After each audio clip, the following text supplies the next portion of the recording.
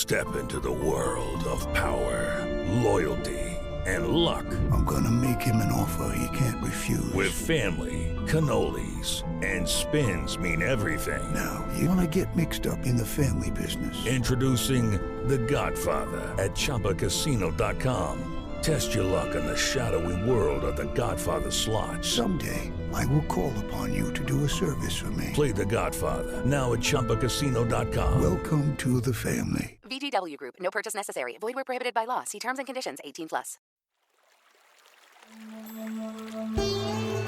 Hi, everyone. I'm Deb Flashenberg. Welcome to Yoga, Birth, Babies, a podcast produced by Prenatal Yoga Center. We will be diving into everything prenatal yoga, birth, and baby related, hoping to inspire, educate, and empower you through your journey into motherhood. Thank you for listening. Hi, I'm Deb Flashenberg. I am your host for Yoga Birth Babies, and today we're going to talk about healing from a cesarean. So we know right now in our culture about a third of birthing people are going to have their babies through a surgical birth through cesarean. But I don't feel like enough attention is paid to the healing process, to how to heal postpartum after surgical birth. So I reached out to Sara Reardon and Jessica Reale, and they give some amazing information about scar mobilization, about the abdominals, how to find that support postpartum, about what's going on with the pelvic floor. It's a really great conversation, and they give so much valuable takeaways that I think you'll really enjoy it. But let me tell you a little bit about my guests. So Sara Reardon is a doctor of physical therapy graduating from Washington University in St. Louis, and she's a board-certified women's health physical therapist. Sara specializes in the treatment of pelvic floor disorders, including changes that affect sexual health and wellness, and she's the founder of The Vagina Whisperer, an online resource for pelvic health education for women worldwide. Jessica Reale is a doctor of physical therapy and a board-certified specialist in women's health, and has been working with people with pelvic health difficulties for over 10 years. She's the founder of Southern Pelvic Health in Atlanta, Georgia. So I think you're going to get a lot. Even if you didn't have a cesarean, I still think you're going to get a lot of great information because we talk about demystifying what pelvic floor physical therapy is. We talk about Kegels. Is it a yay? Is it an A? You're going to have to listen to find out. We also talk about binders, belly binders. So lots of great information. But before we get to that, I wanted to thank all the people that jump on to wherever they're listening to the podcast from and leaving a rating and review. It helps people find the podcast, and then they get to listen to these really important and what I believe fantastic conversations. So thank you for that. I also want to thank those that are listening to the podcast and then popping into our online yoga classes. We've got classes 7 days a week. So if you're ever needing some yoga, some prenatal yoga, we got you covered. And what's been great is that people are coming into class saying, "Hey, Deb, I heard about your online classes from the podcast." And then I can just give them a little special hello and a shout out. So I want to thank people for that. And then also last two announcements. Teacher training is just going so well. Caprice and I have really found our groove with our online teaching. And we just started our November-December training, and we're almost full for January, February, and then we've got March, April. And then I don't know what we're going to do after that. We got to kind of assess the situation. So if you are looking for a really comprehensive, in-depth prenatal yoga teacher training, check out our website, prenatalyogacenter.com. Now, if you don't want to dive headfirst, because I'm going to say it's a big course. From when you listen to these podcasts, you can tell what anatomy geek is. You'll be able to, that I am, you'll be able to get a sense of what our teacher training really is based on. But if that is not your groove, that overwhelms you, I have some smaller online courses that can just give you an intro to prenatal yoga and postnatal so that you know how to take care of your pre or postnatal student if you're a yoga teacher. I also have a free webinar for yoga teachers called 3 Big Mistakes Yoga Teachers Make with Pregnant Students and How to Avoid Them with Grace and Confidence. You can check all that out on my website, prenatalyogacenter.com. All right, so we're going to take a super quick break. When we come back, please enjoy my conversation with Sara and Jessica. Step into the world of power, loyalty, and luck. I'm gonna make him an offer he can't refuse. With family, cannolis, and spins mean everything. Now, you wanna get mixed up in the family business. Introducing The Godfather at ChumbaCasino.com. Test your luck in the shadowy world of The Godfather slot. Someday, I will call upon you to do a service for me. Play The Godfather, now at ChumbaCasino.com. Welcome to the family. VGW Group. No purchase necessary. Void where prohibited by law. See terms and conditions. 18+. Hi, guys. Hi, Sara. Hi, Jessica. I am so excited to speak with you guys. Thank you for some of your time. Thank you so much for having us. I'm excited to be here. So I really think the idea of healing after cesarean is a topic that's not covered nearly enough. We know that a third of the listeners will either have had or will have a cesarean birth. And I think it's an important topic to really dive into and understand what happens with the body during a cesarean, how to heal from it, how to take care of it. So yay, I'm so excited. All right. So before we dive into that, I would love to hear a little bit about each of you and what brought you into specializing in pelvic health, and also how the two of you ended up working together. So I'll start. I am Sara Reardon. I am a pelvic floor physical therapist living in New Orleans currently, and I have a small private practice here where we work with women and men actually in the community of New Orleans, and we also offer online classes and telehealth sessions. So I started my career almost 15 years ago in pelvic floor therapy. I graduated from Washington University in St. Louis and just really thought it was so interesting to learn more about my own body as a woman and my own pelvic health, and to be able to help others with something they didn't know there was help for. So I've been doing this since I started, and Jessica and I started teaching together for a institute that teaches pelvic floor classes about 5 years ago. And then in this past year, during the time of COVID, we started offering online classes and courses to people in the community and other physical therapists. So we are dear friends, physical therapists, and just colleagues have been working together and share the same passion. Oh, I love that. I'm so happy to hear there is so much more pelvic floor physical therapists out there and just more awareness. So thanks for the work you do. And Jessica, let's hear a little bit about you. Yeah. So similar to Sara, I'm a pelvic floor physical therapist. I started into this specialty in PT school, and it's interesting because, I think some people go to PT school knowing they want to be pelvic floor specialists, and that wasn't me. But I ended up doing a rotation and just fell in love with the population. I think all of the things that we treat, bladder problems, painful sex, constipation, just tend to be things that people don't talk about, but are often taken for granted until they don't work well. So I think as a student, I was just blown away by the difference that we're able to make for people and just the improvements we're able to make for their quality of life. So I jumped into it from there on, and I now own a pelvic health practice in Atlanta area, and we treat all people with pelvic health problems, and we've grown, and I just love it. But it's interesting, Sara and I, like Sara mentioned, we teach for the same organization and do continuing ed work, but I really think that we connected a lot the first time that we taught together, and we were teaching a course in Atlanta, and after the course, we were out at dinner and we started just having this great conversation about birth. And we both were sharing our experiences with birth. And I think at one point, like, all of us were crying a little bit because it just is such a powerful experience that all people go through. And I think Sara and I just both have such a passion for bringing knowledge to people who are so underserved, and there's just such a huge lack of knowledge. And thankfully, now with social media and with every podcast like this, people have more access, but I still think that we don't reach the people that we could reach. And so I think that kind of spurred us connecting together. And when the right opportunity hit with COVID, we just jumped in with a lot of online education, and it's been a really fun journey together and reaching more people.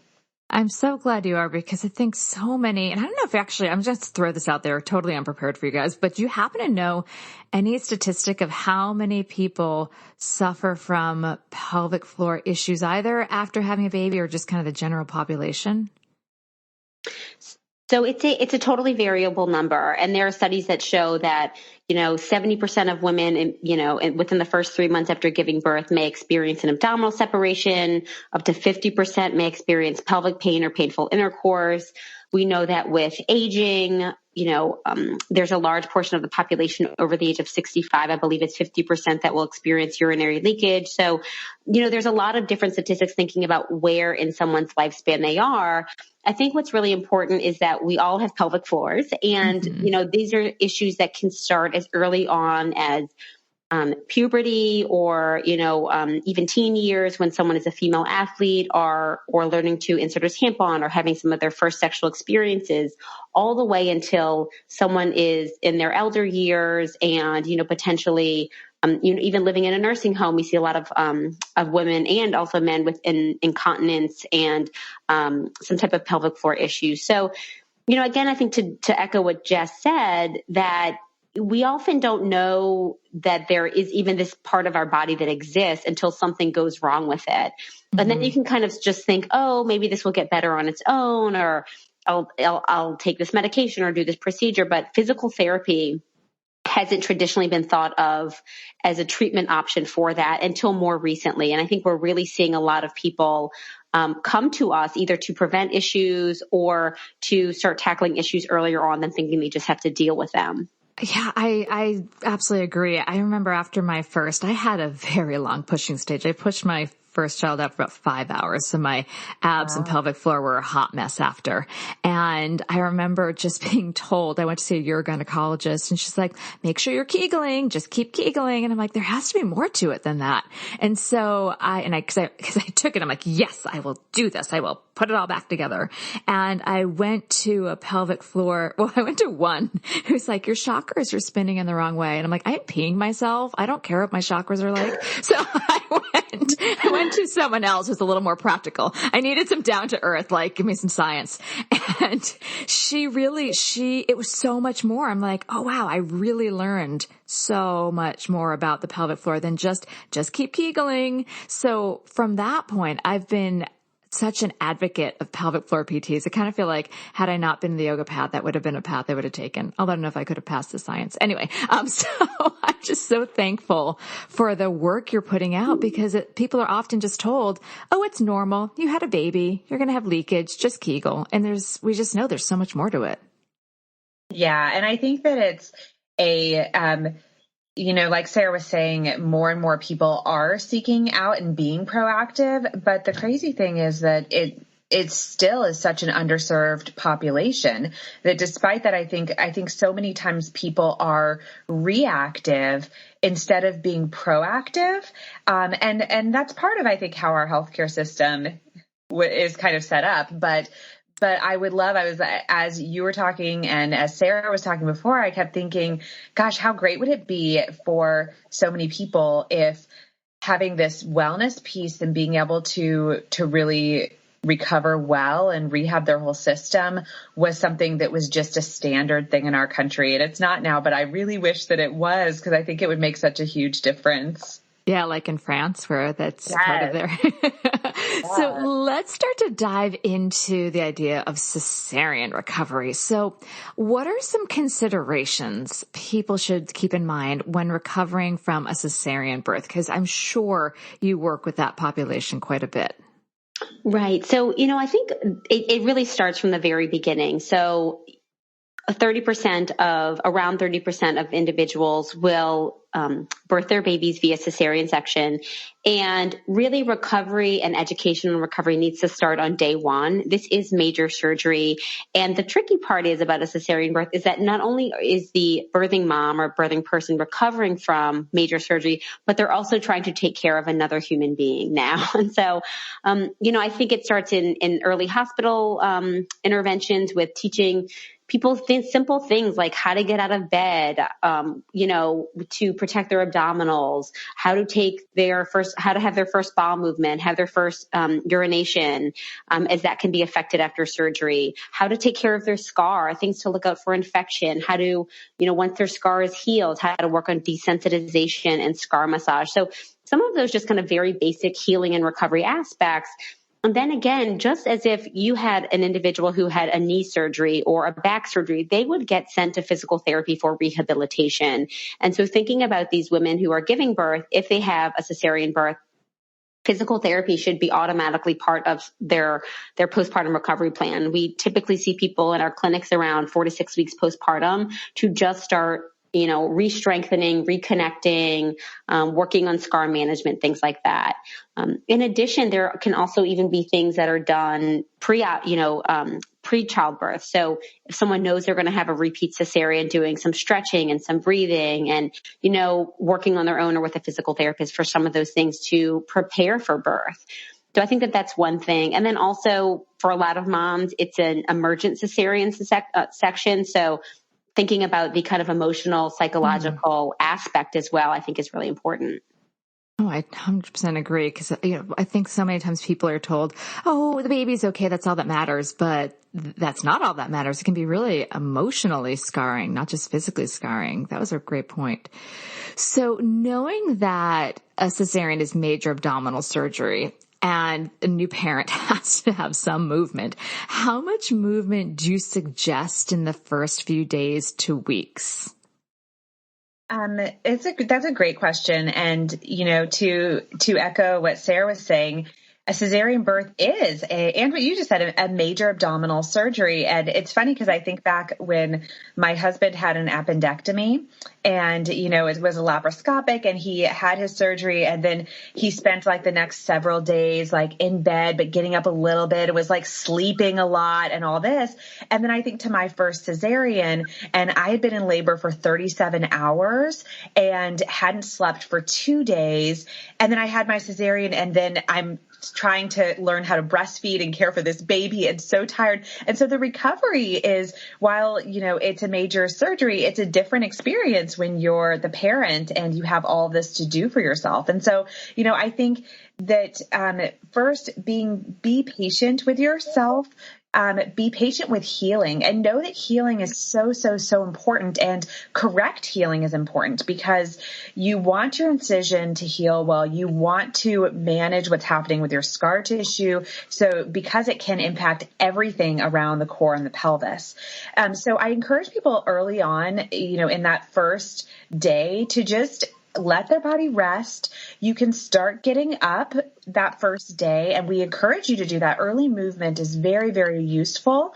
And so what you might even do is just get up and just kind of make that trip to the bathroom and back to your bed, and be aware of your movement as you're doing that. And so trying to make sure when you're getting out of bed, one little tip, roll to your side first and then use your elbows to help push yourself up into a sitting position so that you're not having to activate a lot of your abdominal muscles initially. And then as you stand up too, try to lean your body forward so that you kind of put your nose over your toes to move your weight forward, and then use your hands to help you as you're pushing and moving into standing. That makes such good sense. Yeah. Oh, I'm sorry. I think I cut you off. No, you're good. You're good. So during that first day, you're just kind of taking some time moving a little bit around your room. That second day, you can start getting up and moving a little bit more. And so start walking, having someone with you first. You can actually use the bassinet in the hospital to support you a little bit. So you can actually use your hands and push through that bassinet to help your trunk support. And start walking within what's comfortable. But during that initial, so those first few days, you're walking a little bit, but then spending time sitting and finding a really comfortable space where you can sit. So, you'll be in the hospital, but then once you do head home, you want to build a little spot for yourself. So have a chair that's firm, not too deep, that's supported, using cushions to help you with any breastfeeding or feeding your baby. And during those first few weeks, you want to be healing. So minimize stairs those first few weeks, minimize lifting of another child. If you have another child, it creates some challenges. My daughter was almost 3 when my second was born, also via cesarean. But having times where you can have your second child kind of cuddle up to you on the chair and stand and crawl up on, sitting next to you, avoiding your incision can be really, really useful. And then during those first 2 weeks, try walking in smaller spurts. So getting up and moving and for a couple minutes and then coming back to your spot. And you can use also a stroller can be really, really nice to help like support. a walker? Well, yeah, like it basically is. And so you can use your stroller to give you some support initially too, but you really want to take it easy initially and listen to your body. If you feel increased abdominal cramping, if you notice increased bleeding or anything like that, back off. I almost think that this is one of those few times in our lives where it's okay to just rest, to take it easy for yourself. What about breastfeeding and picking up the baby? So I'm thinking about the incision and the pain. So one of the things that we recommend early on is not a waist trainer, but an abdominal support. So that's kind of a very gentle, soft abdominal support that you can kind of use starting in the hospital. I think often people worry I don't want to get too reliant on it, but it really is, again, after abdominal surgery, you do want to have a little bit of extra support because there are day-to-day life duties that you're going to be doing. So that's a big piece of it. Also, we teach people how to get out of bed, how to bend over and lift properly. So, really trying to keep your back straight as you're doing so, bending at the hips. Another tip that we use is exhaling when you are exerting effort. So, again, in the beginning, you do want to try to minimize heavy lifting, especially if you have other children. I know that that's so much easier said than done, but, exhaling when you're going to exert effort so it doesn't put any strain on your abdominal wall or that incision. And so just little tips like that of, using a support binder, bending at the hips so you don't strain your abdominals, exhaling with exertion can really make a difference in helping someone do the things they need to do for their life and not injure themselves, but also feel like they aren't able to, take care of their families, take care of themselves, those kind of things. Yeah, I had, when my second child was 3 months old, I actually had hernia surgery. So that's the only kind of relationship I have to abdominal surgery. And I just remember being floored by how weak my core felt. I remember the idea of sneezing. I thought I was going to split open. I mean, so it's a lot, something that wouldn't have bothered me picking up. All of a sudden I'm thinking oh my gosh, I can barely hold myself up and take a walk and pick something up. It really surprised me by what happens when there's an incision in one's abs. And one little tip for that I will say is my favorite thing after my cesareans was to keep a pillow nearby. If you ever feel like you need to sneeze or cough or anything like that, I would hold that pillow at my belly when I did that. So it kind of braces your abdominals. In many ways, it works the same type of support as the binder is doing around your abdominals. But that often helps a lot. I will echo Sarah. I loved my binder. It was my best friend. I think the only thing I would say is that if someone had a long pushing period before they had their baby, or if they have something coexisting with a pelvic floor problem like prolapse or something like that from a prior birth or something else, you have to be a little cautious with binders because you don't want to funnel too much pressure down to the pelvis. But if you don't have any of those problems, the binders can be amazing. Yeah, I actually just want to make sure we all highlight that, because that's one of the things that I've had students have binders, not for a cesarean, but for just belly binding. And then they end up with prolapse. I'm if that pelvic floor doesn't have support, those organs have to go somewhere and they're not going up. They're going down. Absolutely, Deb, you're so correct. And so, again, I think that's why it's so important to really have kind of informed care, informed education, because we focus so much on kind of, the physical aspect of it. But, there are vulnerable areas in your body. Even if you've had a cesarean birth, pregnancy itself can affect your pelvic floor. And so regardless of how you give birth, you do want to just make sure that you're not funneling too much pressure down towards the pelvic floor if you do wear a really tight kind of waist cinching. support. There are ones that even can come up from below, like a tight pair of underwear, or and then it just gives compression, or a tight pair of leggings that can go over the belly as well and support the pelvic floor. Oh, I didn't know that about that kind. Oh, interesting. Yeah. Well, let's actually jump to the pelvic floor. How does a cesarean affect the pelvic floor? Because I've heard people like, well, if we'll do pelvic floor work in our postnatal, I'll be like, oh, I don't really have to consider that. I had a cesarean, my pelvic floor is fine. But if part of the core is cut, I'm assuming it affects all parts of the core, including the pelvic floor. It absolutely does. And that's a common belief that people will have, is that I had the cesarean, my pelvic floor shouldn't be affected. But then we see in the literature that certain things like pain with sex, for example, is actually more common after a cesarean birth than after a vaginal birth, and that's surprising for a lot of people. But when you look at the anatomy, it's not surprising at all. So I think one thing that's important to remember is that the abdomen and the pelvic floor are actually part of a pressure system. And so they work together synergistically and help to contract in coordination with your breathing diaphragm to control pressures through the pelvis. So what happens at one ends up impacting what happens at the other. Along with that, there are fascial connections. So, when someone has a cesarean, we see this incision on the skin, but it's not just the skin. It's going to go through the fat, through the fascia and the connective tissue, separating muscles, moving the bladder. And with all that, the scar tissue then actually is fairly deep. So there are fascial connections from the abdomen to the pelvic floor. So if someone has a lot of restrictions in their abdominals after a cesarean, it can actually pull on the pelvic floor and increase overactivity patterns of the pelvic floor, contribute to things like pain during sex, or even urinary symptoms like frequency, urgency. And then with that, because that system, the abs with the pelvic floor, with the breathing diaphragm, are so involved in our posture and our movement, we can also then see problems like back pain and pain around the pelvis. And that, again, is why we always recommend people to be evaluated and really look at these things, because there's so many different pieces to put together for patients. I love that. So, all right, friends out there, if you had a cesarean, we still need to pay attention to your pelvic floor. I want to talk about scar mobilization. We're going to take a quick break. When we come back, let's dive into scar mobilization, what it is, how to do it. We'll take a super quick break. With Lucky Land Slots, you can get lucky just about anywhere. Dearly beloved, we are gathered here today to... Has anyone seen the bride and groom?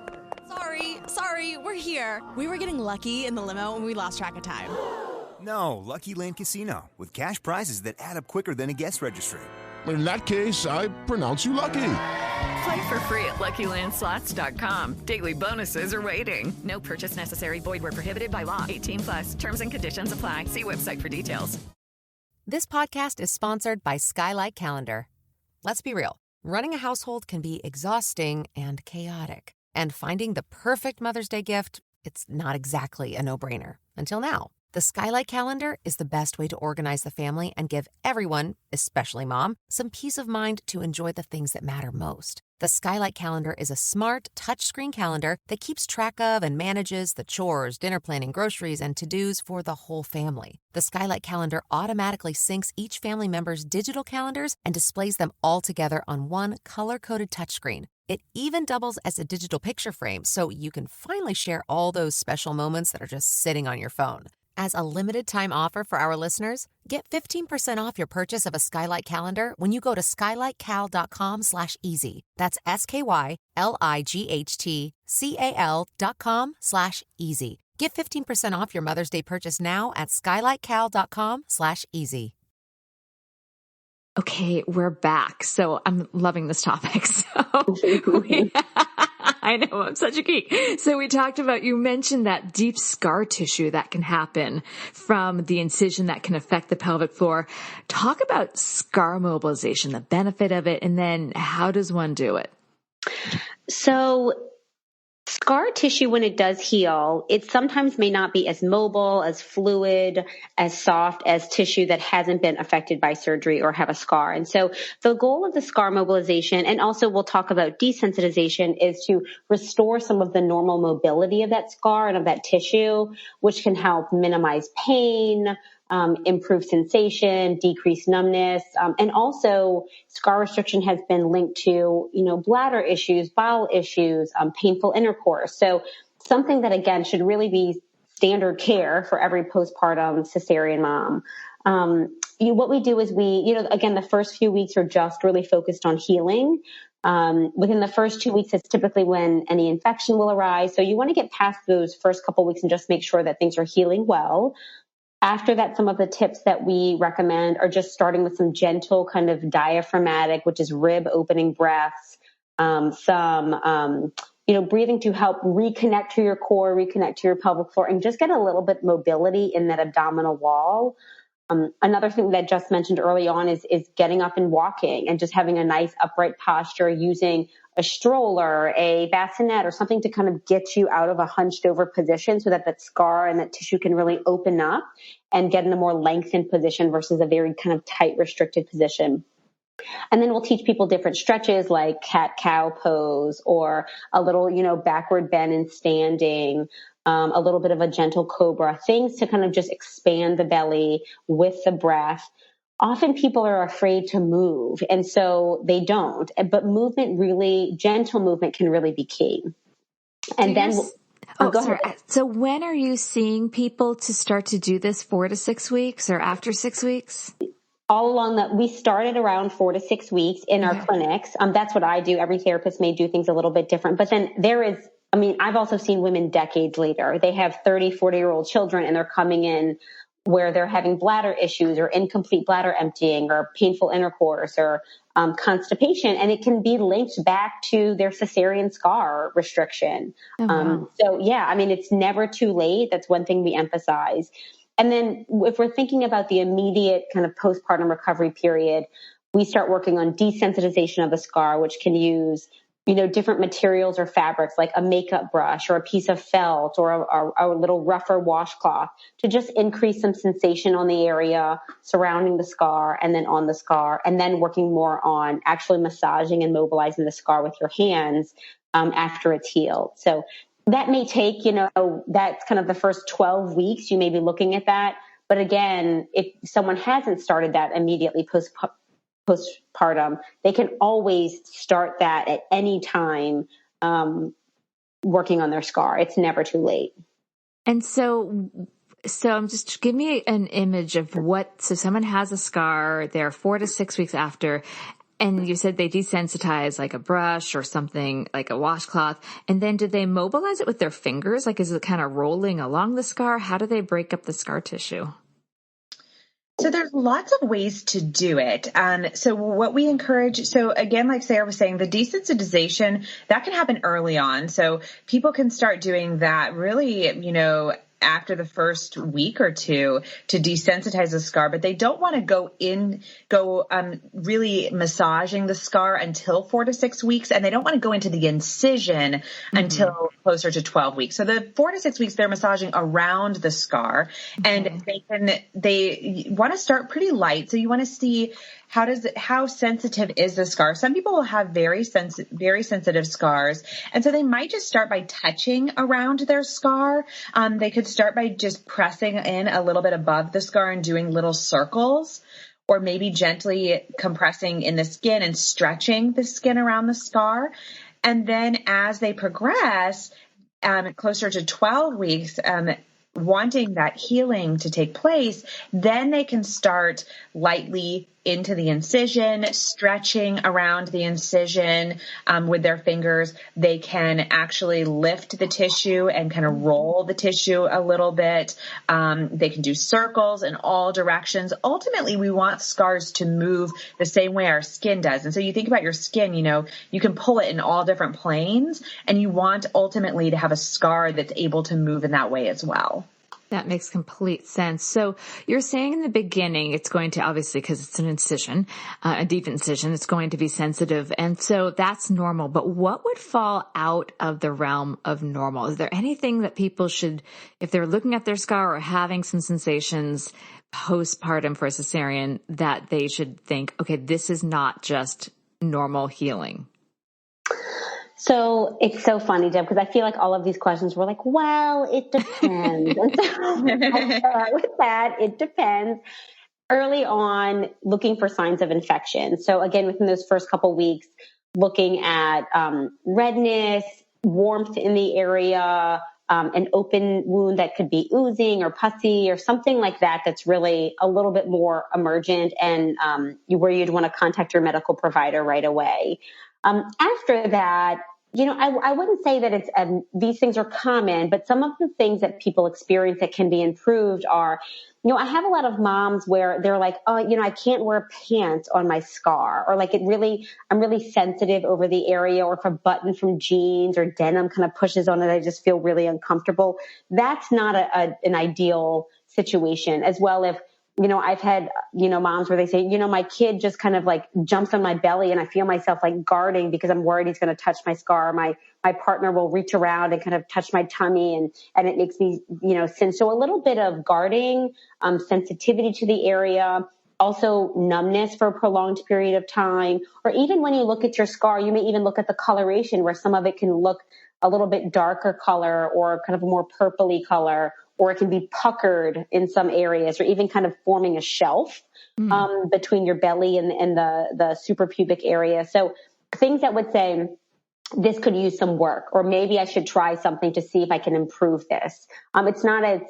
They're totally messed up and there's no hope. It's more along the lines of, there could be some things that could improve so that they don't have that sensitivity or discomfort. And again, there could be issues that are going on that they don't realize are linked to their scars, like painful intercourse, like back pain, breathing challenges, or bowel and bladder issues. So again, if you've had a cesarean birth, I always encourage people to kind of, if anything's going on, just working with a PT to get an assessment to see if there's more they can do. I have a friend, we actually were just talking about this. She has 2 kids. Her oldest, I think, is 10 or 11. Maybe that's her youngest, and the older one's maybe a couple years older. So a bit out from her cesareans. And she was saying that she feels it, and you used the exact word she says, a shelf. And she's really, like, her belly is pretty flat on top, and then she's this little shelf, and then the pubis. Is that likely scar tissue? It could be. So it just depends, and she would need to be assessed. So it could be scar tissue that is pulling in around the scar and creating that little shelf in the belly. Also with that, after a cesarean, because the abdominal wall is cut, it really can impact the activation patterns of the abdominal wall after birth. And I think that some people can develop patterns because of that activation where even a long time later after having a cesarean, their abdominal wall still isn't really firing the way that it should. And so I think sometimes too, the muscles not activating and supporting them well contribute to that as well. All right. You just brought into a topic I really want to dive into. You just talked about cutting the muscles of the abdomen and then the activation and healing. So let's dive into that. So what's happening at a cesarean? How is it healing? What does someone have to take in consideration to start to find that core strength again and rebuild? So, in the actual cesarean birth, or the surgical procedure, they don't actually cut through the muscles. They kind of move the muscles out of the way. But to get to those muscles, there are incisions made through skin, through fascia, connective tissue, through the uterus. So there are several layers of tissue that are affected and that need to heal. And that's really where the scar mobilization comes in, is working with those layers to get more mobility. And again, if we have a certain part of our body that has been affected or has gone through surgery, we can't always connect to that area. The abdominal wall, the deep abdominal muscles, which we call the transverse abdominal muscles, they work synergistically with your pelvic floor muscles. So what that means is when one fires, the other fires with it. So some of the ways that we get people to activate those is, one, with your diaphragmatic breathing, thinking about kind of taking that nice expansive rib opening breath, getting a little bit of kind of opening through the belly. And then on the exhale, doing what you would consider a pelvic floor contraction and seeing if you can kind of start firing those transverse abdominal muscles as well, which are the deep abdominals. So that's kind of one way to do it, is to connect with the pelvic floor while you're working with the abs. And then you can also just kind of do some work on the abdominals themselves. I find that, you know, a lot of people don't even want to touch their scars. They don't even want to touch their bellies. They haven't thought about it. And so part of it is, again, not just physically healing and connecting, but it's emotionally healing and connecting, and just starting to give this part of their body some attention that they may not have been doing, because it is kind of an area of discomfort or neglect or just busy lives and not being able to tend to it. So I think breathing, pelvic floor activation, working that into stretches and exercises and things like that can be really helpful to start. Yeah, we do. In postnatal, we break it down into, first find the pelvic floor. I have them on a block, like a yoga block. That's what my PT had me do. Just like take the weight off your pelvic floor. They could be swelling, find that pelvic floor, and then TA, and then consciously put it all together, so that all the pieces connect. Because a lot of people I've had come back saying some are angry at their bodies because it didn't work how they wanted to. Some feel just disconnected. And then to know that they can start to fire things up and create another relationship with their body just through breathing. I think it gives them some encouragement that they don't have to start doing this hardcore ab stuff, but just simply finding that transverse abdominal toning through breath can be encouraging. Yeah, absolutely. So let's talk a little bit, Jessica, about you, because as a PT, throwing this at you, as a PT with your background in helping people, what was your healing experience like? Was it surprising, like what you knew, and then like were you able to follow your own advice? Yes and no. So it's interesting because being a pelvic PT, I think patients oftentimes assume that I remember being pregnant and I remember patients saying, oh, I'm sure you're going to have like this amazing vaginal birth. It's going to go perfect and all this stuff because you know so much about the pelvic floor. But my birth experience, but birth by nature is unpredictable, right? Mm-hmm. And my birth was unpredictable. Like I said earlier, I labored for 37 hours, my first birth, and then had a cesarean. And I think afterwards, one of the biggest surprising, I think, things to me was that I was so tired. I don't think I've ever been more tired in my entire life. And I think the process going through labor and going through the cesarean and then hormones and dealing with being a first time mom was so much. And so I think I was really surprised at how much help I needed immediately after. And it was a challenge initially to get that help. But my first cesarean from a healing standpoint went very, very smoothly. And, I would say I sort of listened to my own advice. I did start doing scar desensitization and mobilization and everything early on, and progressed myself in terms of my abdominal strength, and everything went fairly smoothly. It's interesting because my second cesarean, which was planned for a lot of reasons, but I had a little bit of more difficulty. And so with that cesarean, I ended up losing a good amount of blood during the birth, and so was having difficulty with blood pressure and passing out afterwards. And then I ended up having a nerve injury right afterwards where I had pain down my leg right after the birth. And it's so funny because fast forward, I taught a course on postpartum recovery, and I was talking about nerve injuries that happen after cesareans and the typical timeline that it takes for healing. And I was looking at my notes, and it was exactly my experience that nerves take time to heal, and it took time, and then it got better.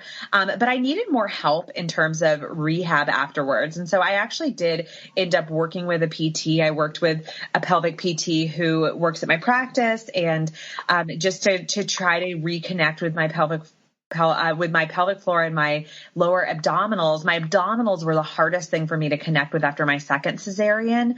And that was a good process for me, going through being a patient and having the struggles that all patients have. You know, I had a hard time fitting the exercises in to my daily life because I had a 3-year-old and a young baby. And, you know, I think in many ways going through the whole process has made me much more empathetic to my patients because, it helped me to understand the challenges that go into a lot of this, and it's helped me to know that we really need to give more grace to ourselves and more grace to our patients, and that most people are really doing the best they can with what they have at the time. So. Yeah. I'm totally throwing this at both of you guys. I didn't prep you for this question, but we're talking about seeing a pelvic floor PT. And it occurred to me as you're talking about seeing somebody, and I saw someone that kind of put me back together. What can someone expect from working with a pelvic floor PT? Because I'll admit the first time she did some internal work, I'm like, okay. I guess this is what we're doing. But you know, it's not like, and I was a dancer before, so I'd had a lot of PT on like my ankles and my back and my knee and my shoulders, but this was very different. So can you give a sense of because we're recommending for people to have this, it's not your sports injury PT. That's correct.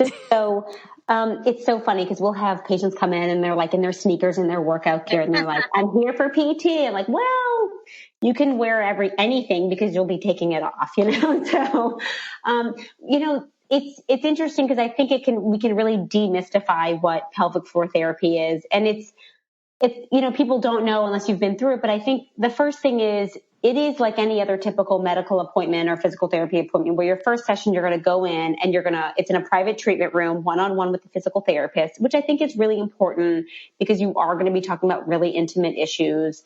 And you may not want to do that in the middle of a big, you know, exercise gym, but they will ask you questions and you guys will have a conversation about what brings them to physical therapy and what issues are they having. And they may ask questions about, you know, urinary function, bowel health, sexual function, exercise, you know, birth history, and just get a good overall understanding of what their pelvic health looks like, which again includes bowel health, you know, bladder health, sexual health, menstruation, menopause, all the things.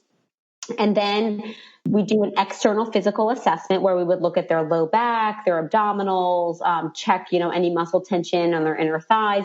And then we do, with patient consent, an internal pelvic floor muscle assessment. And the way that we access those pelvic floor muscles is through the vagina, through the vaginal opening and or through the rectal opening. So, you know, typically it's through the vaginal opening, if it's a first session, unless they are having, you know, rectal pain or bowel issues or tailbone pain. And then what we do is we assess their muscles. We look for strength by doing what's called a Kegel exercise and seeing if there's good activation there. We look for coordination with the abdominals and the breath. And then we also look for weakness if there is some laxity to the muscles or tissues, decreased endurance, decreased pelvic organ support, which can, you know, look like pelvic organ prolapse, or if there's tension, if there's a lot of tightness or tension in these muscles. I think one of the interesting thing is, you know, which I still see and hear all of the time, the narrative is do your Kegels, oh, just do your Kegels. And one, the research is showing that a lot of women don't know how to properly do Kegels without individualized instruction. So they're likely not doing the right exercise and could even be doing the wrong exercise, which could make their symptoms worse. So the one-on-one care and instruction is really important. And as well, a lot of people have muscle tension. So Kegels are going to make that muscle tension worse. So Kegels are not the answer for everyone. And if they do have a muscle tension issue, it's important that they work more on lengthening and relaxing these muscles, which can often be the case after birth. We think of it's just weakness, but it really is. They may also have tension that needs to be addressed before they move on to a strengthening regimen if it's necessary. Yes, let's just highlight that. It is not just about the engage. It's about the release. Correct. It's about the balance. You want your pelvic floor springy like a trampoline, not held tight or hanging and saggy. So it's about, I love everything you're saying. And that's why we encourage, I encourage my students in class, not maybe while they're in class, but later, like, get your hands around your own pelvic floor, like feel their trigger points, their tightness around your sit bones, what's going on. Cause that can give them some information. If they don't have access to a pelvic floor PT, they may need to investigate a little on their own and make some decisions. Yeah, it's definitely, I hear too much of just to Kegel it up, and that's certainly not the answer. Oh, you guys have so much great information. All right, we're going to take a quick break. When we come back, if you both can offer one tip or piece of advice you'd like to offer new and expectant parents, we'll be right back. It is Ryan here, and I have a question for you. What do you do when you win? Like, are you a fist pumper, a woohooer, a hand clapper, a high fiver? I kind of like the high five, but if you want to hone in on those winning moves, check out Chumba Casino. At ChumbaCasino.com, choose from hundreds of social casino style games for your chance to redeem serious cash prizes. There are new game releases weekly, plus free daily bonuses. So don't wait. Start having the most fun ever at ChumbaCasino.com. No purchase necessary. VGW Group. Void where prohibited by law. See terms and conditions. 18+. Okay, we're back. All right, Sarah, you go, and then Jessica. So my tip is just a general one, but it would be to be proactive in your pelvic health. So that includes everything from during pregnancy. If you are experiencing constipation, learn how to poop properly, work with a pelvic floor PT, make small changes in how you move, get out of bed, pick up kiddos or lift weights so you can protect your abdominals and your pelvic floor. And then even doing childbirth preparation to learn how to push well, how to utilize different positions for pushing, or if you have a cesarean birth, things to expect in recovery, and how to connect with a PT for scar massage or mobilization. So just really being proactive, just like we would prepare for any other, huge physical transformation in our lives. I think that this is one that we often don't think about needs to be tended to. So being proactive would be my tip. Oh, that's a great tip. All right, Jessica. So my big tip would be that self-care is not selfish. I think that new parents, there's this tendency to want to put everyone else around you in front, especially your children, and to put yourself on the back burner. And I've been there, to where, it's funny because even if you look at some of the little comics about moms, it'll be like, oh, haha, that mom got a shower today and that was the big win. But like hygiene should not be the end game. You know what I mean? And so I do. I laugh because it sometimes is, but yes. It is sometimes. And I've been there where that shower is like amazing. But that being said, I think that prioritizing your self-care helps you to actually be a better parent. And so, if you're sitting there struggling with some things after you had a baby or before you have a baby, don't just keep tossing all that on the back burner. And that jumps to Sarah's tip. Be proactive. Take care of yourself, because if you don't, it'll be harder for you to be everything that you're wanting to be to others if you can't be everything you need to be for yourself. Oh, such good tips. I'm going to throw a tip in. Okay, people, go see a pelvic floor PT. All right, that's my. Clearly, you think I love that. I feel like I want to, just record what Jess said and like replay it every day. I was like, that was so moving, but it's true. It's just, I think we need those reminders and, support and encouragement from other moms that we're not alone in this struggle and that it's okay to take care of yourself. It's actually necessary and beneficial for everyone in your family. And you deserve to be taken care of. And you deserve, parents deserve a healthy body, healthy mind. Because how are we going to set that example for our kids if we can't take care of ourselves? And it'll make us just more available if we're not struggling. just and remember, one last little thing, if I can add in a second tip, would just be to give yourself grace and be patient with yourself. Because I think that, you know, we talk about all this stuff about being proactive and self-care and all this, and I don't want anyone listening to feel a ton of guilt. And if this isn't you right now, or, you know, if things are not going the way you want, or you have an exercise program and you're not following it or whatever, I think that we all, each day is a new day to take a step forward for yourself, for your health. And it's okay if yesterday didn't happen the way you wanted to. So just give yourself a little bit of grace and then be proactive. Oh, Sarah, Jessica, that was great. Thank you. Because clearly you know how much I love pelvic floor PTs. Where can people find both of your work? So I my biggest presence is on Instagram as the Vagina Whisperer. So it's the _Vagina_Whisperer, where I just kind of share a lot of tips about pelvic floor health, pregnancy, postpartum, the courses that Jess and I do together, and just about just general motherhood and life. I think it's become a really amazing community for me, just going through the same transition that everyone else is going through. And then my website is thevaginawhisperer.com, where, again, we have a lot of blog posts and kind of the services we offer for in-person and online support. I really love that name. It sticks. It's been sticking around, so it's working so far. All right, Jessica, where can people find your work? Yes. So I'm also on Instagram, and I'm at Southern Pelvic Health. And then along with that, I do write a blog where I educate on all different topics related to pelvic health. And that is at Jessica Reale, Reale, PT.com. And then one other, with Sara and my classes, so Sara and I do all sorts of classes on pelvic health. We actually have a postpartum cesarean recovery class, which is, I think, especially great for people who are very early after their cesarean or are planning to have a cesarean. And all of our classes are online at pelvicflooruniversity.com. And I will make sure that is in the show notes. I wanted to thank you guys so much. I've thoroughly enjoyed this conversation, and I think that the community will really benefit, whether you've had a cesarean or not. For the listeners out there, just the tips about pelvic health and really putting yourself first, and it's so important. So thank you so much.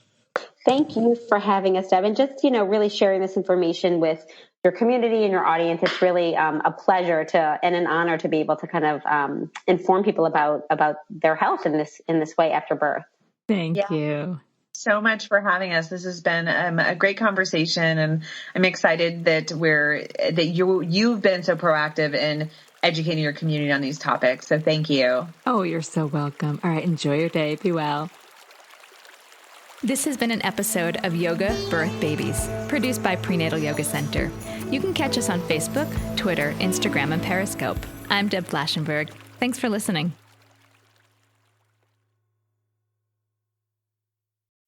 Swimsuit? Check. Sunscreen? Check. Phone charger? Check. Don't forget to pack the 5-Hour Energy. It fits great in a pocket or carry-on, and the alert feeling will help you arrive ready for anything. Now get 20% off when you use code 5HETRAVEL at 5hourenergy.com. Expires April 30th. One-time use only. Not valid with other discounts. Remember, visit 5hourenergy.com and use code 5HETRAVEL to save 20%.